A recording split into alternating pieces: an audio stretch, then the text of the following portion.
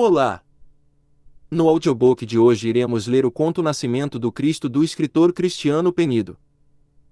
Este conto faz parte do livro Histórias de Anjos 7 e pode ser adquirido no site da Amazon.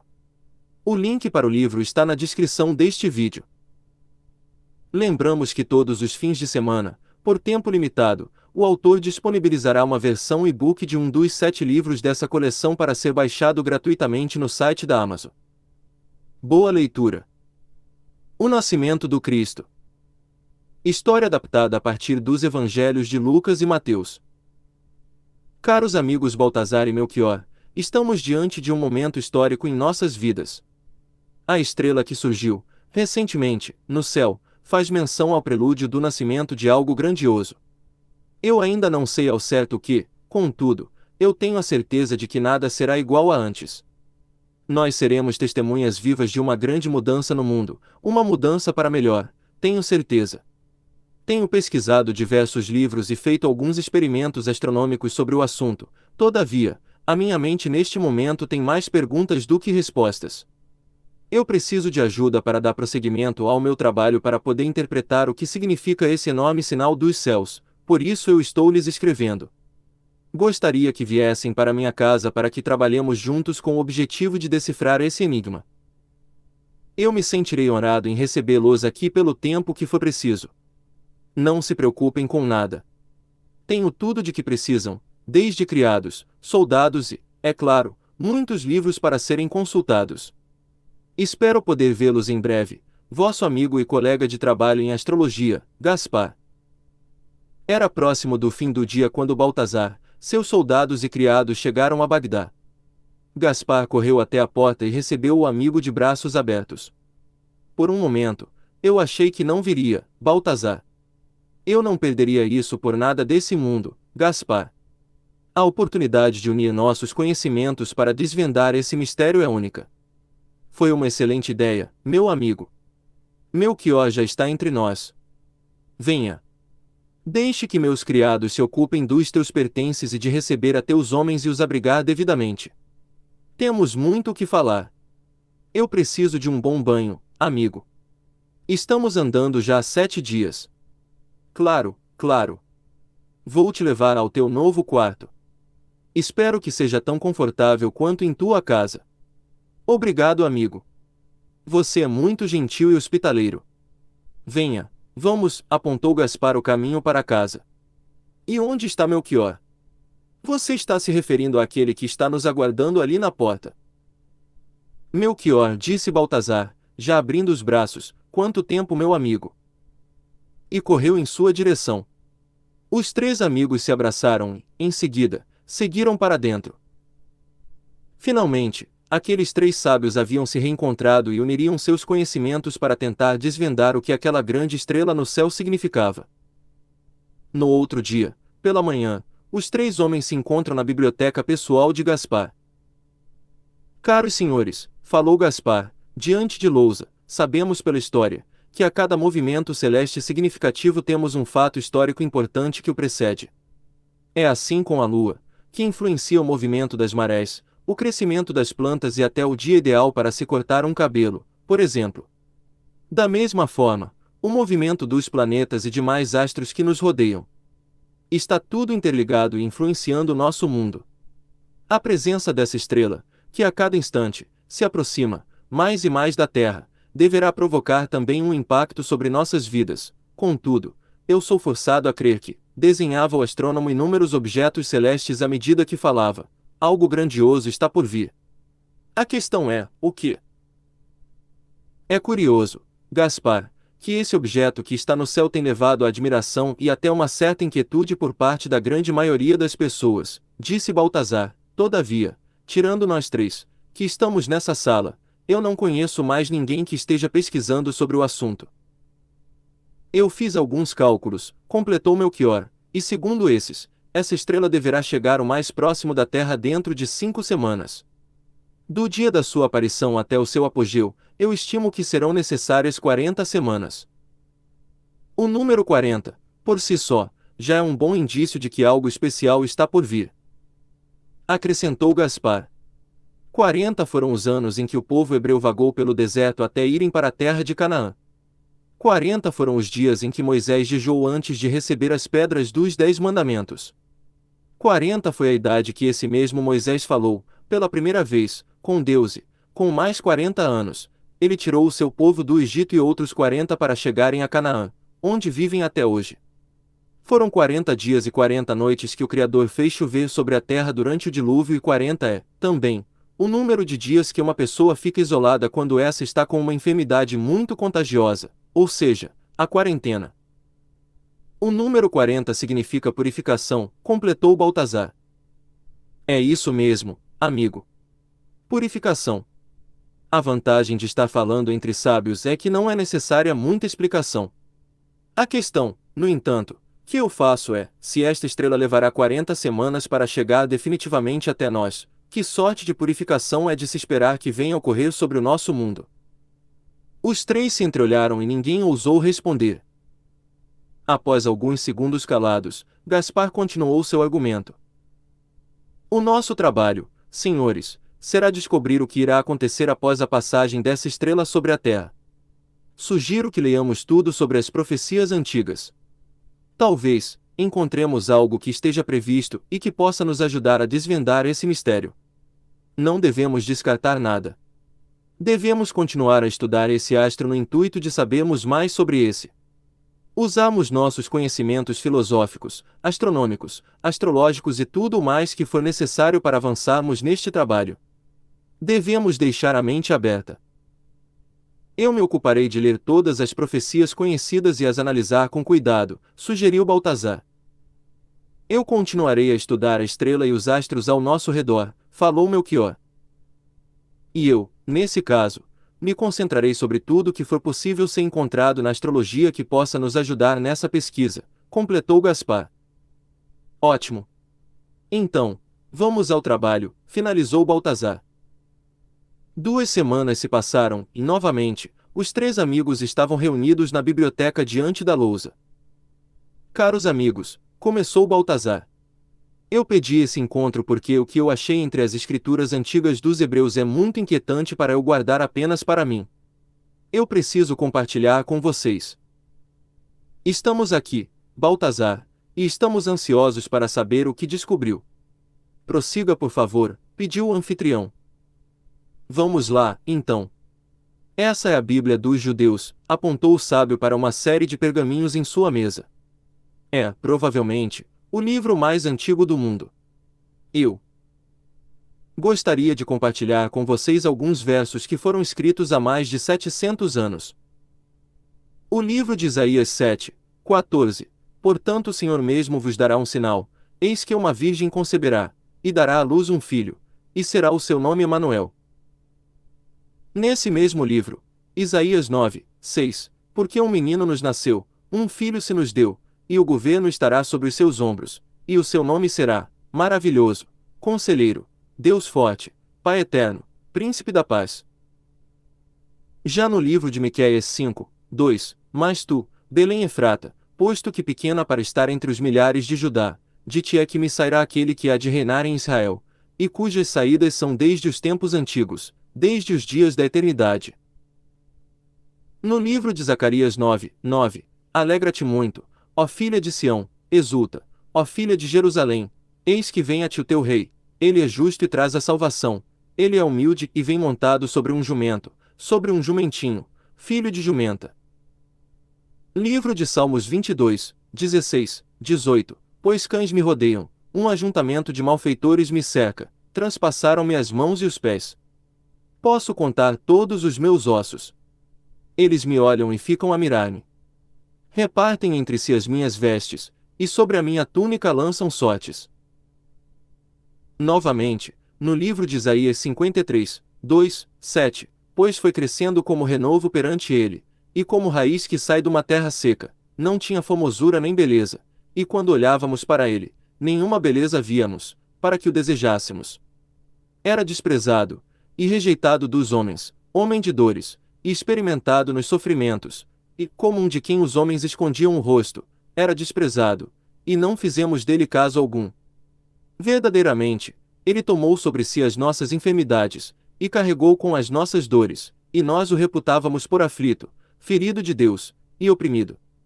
Mas ele foi ferido por causa das nossas transgressões, e esmagado por causa das nossas iniquidades. O castigo que nos traz a paz estava sobre ele, e pelas suas pisaduras fomos sarados. Todos nós andávamos desgarrados como ovelhas, cada um se desviava pelo seu caminho, mas o Senhor fez cair sobre ele a iniquidade de todos nós. Ele foi oprimido e afligido, mas não abriu a boca, como um cordeiro que é levado ao matadouro, e como a ovelha que é muda perante os seus tosqueadores, assim ele não abriu a boca. Posso continuar se quiserem. Há muitas outras partes que falam do mesmo assunto. Disse Baltazar. É espantoso tudo isso, meu amigo, falou Gaspar. Estas profecias relatam o nascimento do Filho de Deus, em forma humana, e que irá reinar entre os judeus e o mundo. Mas segundo esses profetas, ele será desprezado pelo seu povo e o matarão. Posteriormente, completou Melquior. Mas, com a sua morte, ele tomará para si todos os nossos pecados, acrescentou Baltazar.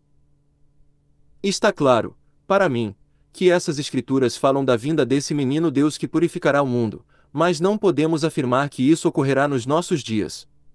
Como você mesmo falou, Baltazar, essas profecias foram escritas há muito tempo, contrapôs Melquior. Veja bem, amigo, se a estrela representa a purificação e esse Messias virá para purificar o mundo, há aí uma forte correlação entre esses dois fatos. Além do mais, uma criança para ser gerada precisa de 40 a 41 semanas, ou seja, 9 meses. O mesmo tempo que essa estrela apareceu e chegará ao seu apogeu, afirmou Baltazar. E ele nascerá em Belém, acrescentou Gaspar. Se olharmos para a estrela, veremos que essa aponta em direção a essa cidade, meus amigos. Basta segui-la. Qual a distância de Bagdá até lá? Perguntou Baltazar. São mais de 1000 quilômetros. Você não está pensando em ir até lá, está? Seria ao menos 28 dias de caminhada e nós nem temos certeza de que isso irá realmente acontecer. É só uma hipótese, Baltazar, disse Melquior. Se, realmente, Deus estiver mandando seu filho para nos salvar, eu não me importaria em perder 28 dias da minha vida em uma caminhada para poder ter o privilégio de conhecê-lo. Seria a realização máxima da minha existência, afirmou Gaspar. Para mim também, falou Baltazar. Vocês devem estar ficando loucos, comentou, novamente, Melquior. Vocês estão realmente falando sério de ir até Belém, baseados apenas nessas nossas hipóteses malucas. Os dois amigos olharam para ele, e com um sorriso no rosto, responderam juntos. Sim. Melquior coçou a cabeça e falou. E se o menino já tiver nascido? Ainda faltam 4 semanas para a estrela chegar ao seu momento de maior brilho, quando essa estará o mais próximo da Terra. Eu acredito que o menino nascerá nesse dia. Essa é outra hipótese que não temos como comprovar, contrapôs novamente Melquior. Temos sim, meu amigo. Basta irmos até lá e vermos se estamos certos ou não. Se sairmos amanhã cedo, ainda chegaremos um dia antes do seu nascimento. Eu devo estar ficando louco ouvindo vocês. O que temos a perder, Melquior? Se estivermos certos, será o maior acontecimento de nossas vidas. Se estivermos errados, teremos a oportunidade de fazer uma bela viagem juntos, completou Baltazar. Você chama de bela viagem ficar 28 dias em cima de um camelo? Só durante o dia. À noite, poderemos descansar, brincou o anfitrião. Melquior olhou para os amigos, pensou por alguns segundos e, por fim, disse. Está bem, senhores. Sairemos amanhã. Não era um percurso simples de ser feito. Nesta época, as viagens mais comuns eram feitas em caravanas, nas quais as pessoas que desejassem viajar, se uniam a um grupo e andavam todos juntos, diminuindo em parte o risco de assalto, morte ou até mesmo de serem capturados e vendidos como escravos. Formar um grupo de viagem podia levar dias ou até meses, tempo esse que Gaspar e seus amigos não dispunham. Então, a solução mais simples seria eles mesmos montarem sua própria caravana, constituída dos seus soldados, servos e eles próprios. No total, foram mais de 100 homens e camelos que partiram naquela manhã rumo às terras dos hebreus. O que estão achando da viagem, meus amigos? Perguntou Baltazar, em cima do seu camelo.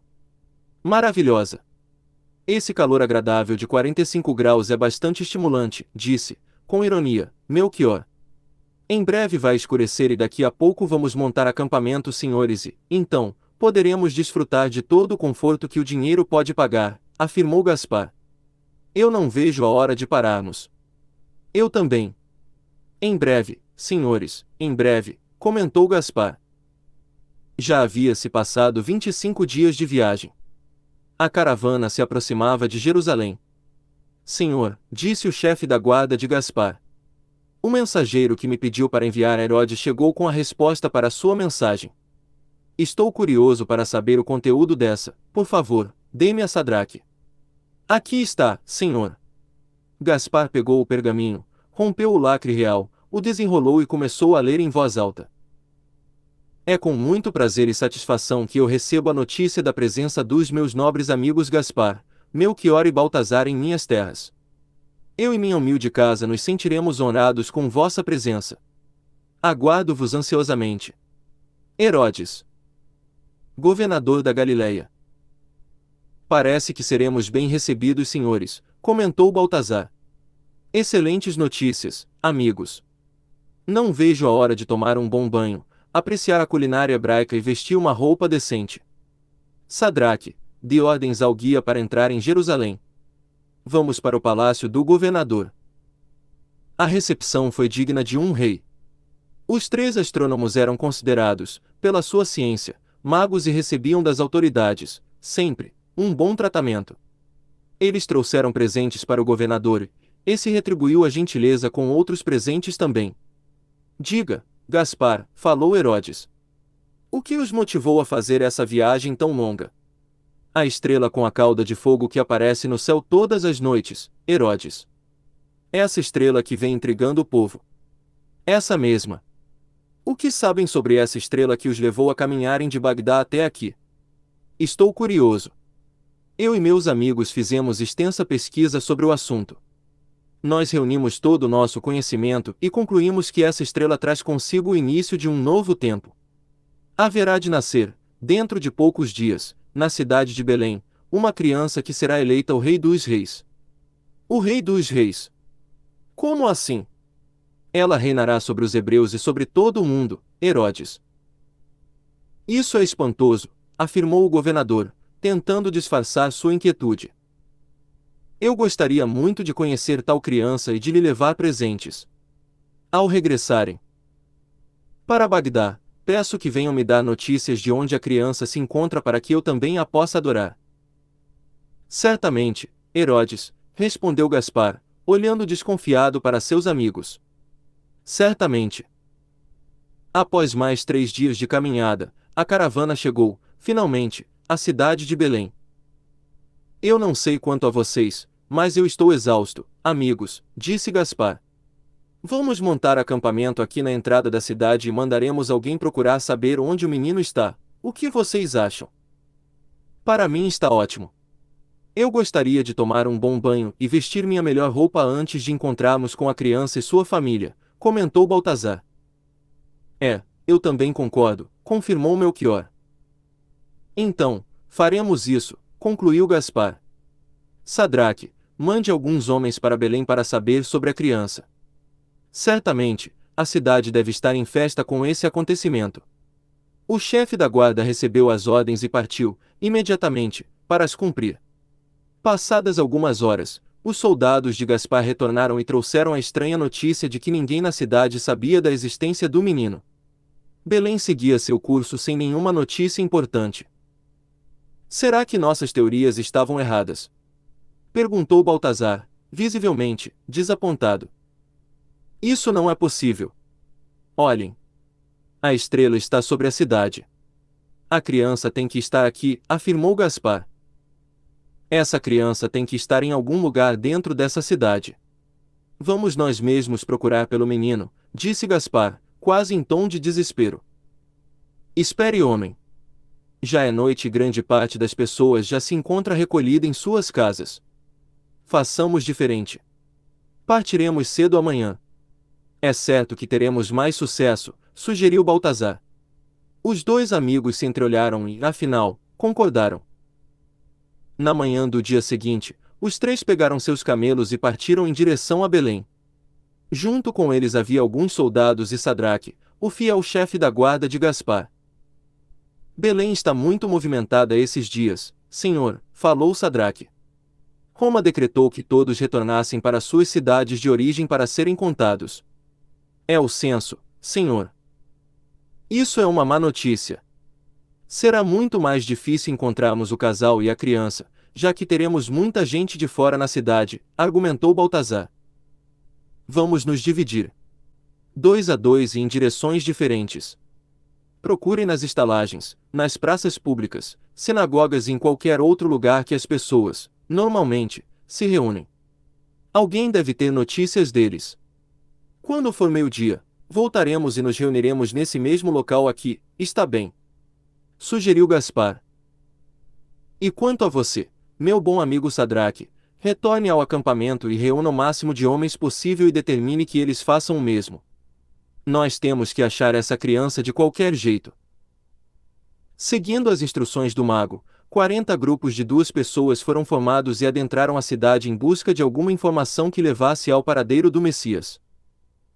O sol já estava alto no horizonte quando, gradativamente, os grupos foram se reagrupando no local de encontro determinado. Era desanimador. Ninguém trazia nenhuma informação que desse uma pista sobre o paradeiro da criança. Acho que interpretamos os sinais de forma errada, Gaspar, falou Melchior. Nossa viagem foi em vão. Não pode ser, amigo. Nós estudamos muito. Consultamos as escrituras antigas, os astros e toda a ciência conhecida. Essa criança existe, tentou argumentar Baltazar. Admitamos, senhores. Nós erramos e erramos feio, completou Melchior. Os 3 amigos não falaram mais nada. O moral do grupo estava baixo. 28 dias de viagem por nada, pensaram. Sadraque, dê ordem aos grupos para voltarem ao acampamento. Partiremos para Bagdá amanhã cedo, determinou Gaspar. Os homens começaram a retornar, quando um dos soldados veio correndo e cochichou algo ao ouvido do chefe da guarda. Senhor, gritou Sadraque se dirigindo a Gaspar. Esse soldado acaba de me dizer que um pastor de ovelhas viu uma criança recém-nascida há alguns dias. Gaspar parou, imediatamente, seu camelo e foi ao encontro do soldado. O que você sabe, filho? Perguntou ansioso o mago. Eu estava com sede e entrei em uma taberna para beber um pouco de vinho hebreu. Esse homem estava bêbado, gritou alguém. Não deem ouvidos a ele. Eu bebi 1 ou 2 copos de vinho, é verdade, mas o que eu estou dizendo é certo. Eu escutei um pastor de ovelhas, que conversava ao meu lado sobre uma criança que havia nascido em um estábulo. Eu não estou dizendo. Ele está bêbado sim. Que mãe daria à luz ao seu filho em um estábulo? Ainda mais o Messias. Ele não fala coisa com coisa. Todos começaram a rir do soldado. Esperem, gritou Baltazar. Eu acredito nele. O que você está dizendo, homem? Interrompeu Melchior. Está escrito no livro de Zacarias 9:9. Alegra-te muito, ó filha de Sião, exulta, ó filha de Jerusalém, eis que vem a ti o teu rei, ele é justo e traz a salvação, ele é humilde e vem montado sobre um jumento, sobre um jumentinho, filho de jumenta. Ora vejam, se as escrituras dizem que o Messias é humilde e anda sobre um jumento, ele pode muito bem ter nascido sim em um estábulo. Eu acredito nesse homem. Todos começaram a falar ao mesmo tempo. Você pode nos levar a esse pastor de ovelhas, filho? Perguntou Baltazar. Posso sim, mas vamos rápido, antes que ele saia da taberna. Mostre-me o caminho, homem. Não temos tempo a perder. Os 2 homens esporearam seus camelos e partiram ligeiros rumo a Belém. Baltazar e Melchior se entreolharam, em seguida, quase ao mesmo tempo, subiram em seus animais e partiram na mesma direção. Os demais soldados e servos fizeram o mesmo. Ao chegarem à taberna, lá estava o pastor de ovelhas, sentado a uma mesa, bastante embriagado de vinho. O soldado reconheceu logo. É aquele homem ali, apontou ele. Gaspar correu até a mesa e tentou falar com o pobre homem. O homem abriu um sorriso e falou com a língua bastante enrolada. Não era possível entender nada do que ele dizia. O mago pediu uma jarra de água ao dono do estabelecimento e jogou o líquido frio sobre a cabeça do infeliz. Imediatamente, o pastor se pôs de pé e ficou assustado ao ver aquele monte de homens que o rodeavam. Desculpe-me por isso, bom homem, mas eu preciso saber onde fica o estábulo onde nasceu a criança. O homem, ainda assustado com tudo, apontou com o dedo em uma dada direção. Eu preciso que nos leve até lá. Eu te pago por isso. O pastor aceitou, prontamente, e ambos partiram pela rua em direção ao local. Ao chegarem, Gaspar teve outra decepção. O estábulo estava vazio. Não tem ninguém aqui, moço, disse ele, desapontado. Claro que não. Tem já 3 dias que a criança nasceu. Eles já foram embora, respondeu o pastor com toda a simplicidade do mundo. Gaspar se ajoelhou ali mesmo e se pôs a lamentar seu infortúnio. Então, sem perceber, começou a falar com Deus. Ó, meu Senhor e Criador, tenha misericórdia da minha alma. Eu só queria poder ver o teu filho e o adorar. Era só isso que eu pretendia. Não tire de mim esse privilégio. Tenha piedade desse velho homem. Mal havia terminado de dizer aquelas palavras, ele escutou um falatório que vinha do lado de fora do estábulo.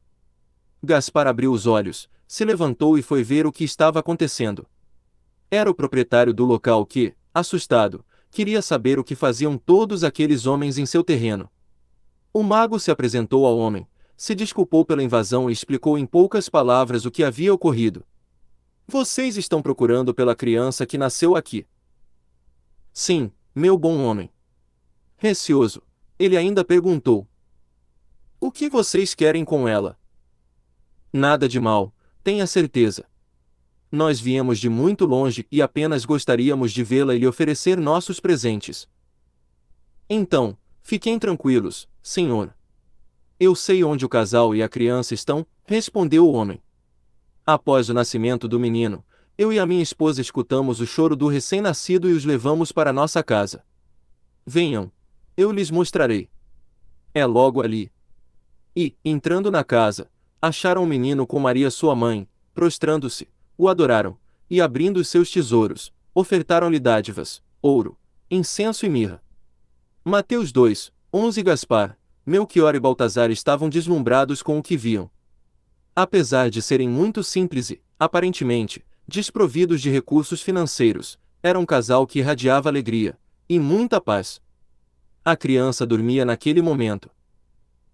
Eu posso segurá-lo, um pouquinho, minha senhora, pediu Gaspar.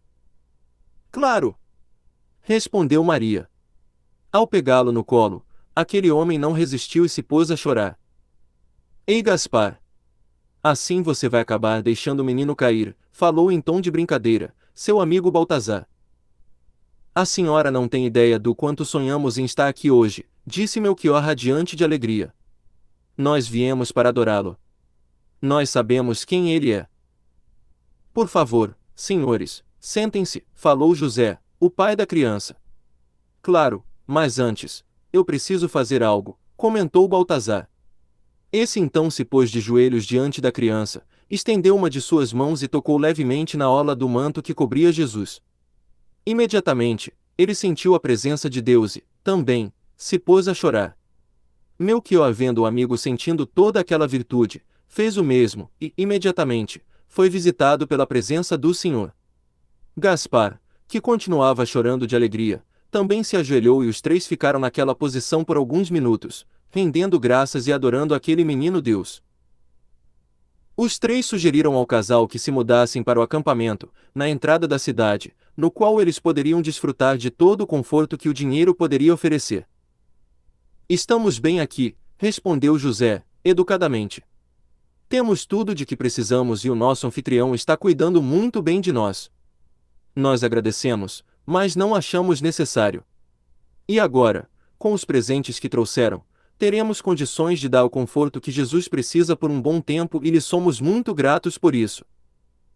Nós é quem agradecemos. Não há dinheiro no mundo que pague o privilégio que estamos tendo em ver pessoalmente o nosso Messias, disse Gaspar. Os magos ficaram ainda mais alguns dias em Belém convivendo com o casal e a criança. Antes de partirem em retorno para Bagdá, foram avisados por Deus em sonho sobre as intenções de Herodes, o que confirmou a desconfiança que já sentiam. Assim, voltaram a Bagdá por outro caminho. José também foi avisado em sonho pelo anjo do Senhor sobre as más intenções do governador e partiu com sua família para o Egito e lá ficou até a morte do soberano da Galileia. Herodes, ao saber que tinha sido enganado pelos magos, se inflamou de ira. Temendo que o menino viesse a se tornar rei e lhe tomasse o trono, mandou seus soldados invadirem Belém e matarem todas as crianças de 2 anos ou menos. O sangue de milhares de inocentes foi derramado. Assim, começava a jornada de Cristo na Terra e o mundo não seria mais o mesmo. Ajude a divulgar o canal. Encaminhe este audiobook para alguém que você ama e dê um like. Obrigado.